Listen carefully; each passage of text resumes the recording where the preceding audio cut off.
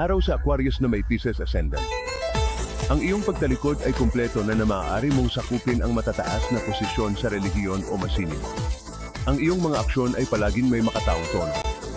Ito ay kinakailangan upang manatiling malinaw upang hindi makompromiso sa mga utopiyang pangarap.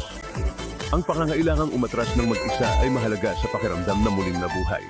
Ano ang mga mahahalagang tanong sa iyong buhay? Mahigit 1 taon na kami ng boyfriend ko. Nakikita mo ba ito na humahantong sa kasal? Mayroon akong 2 alok sa trabaho. Kailangan ko ng payo kung alin ang tatanggapin. Pagod na akong mag-isa. Gusto kong malaman kung ang pag-ibig ay darating sa akin sa lalong madaling panahon. Kaya, kung mayroon kang mga tanong tungkol sa isang problema o kailangan ng gabay, makipag-usap sa isa sa aming tumpak at may karanasang psychic.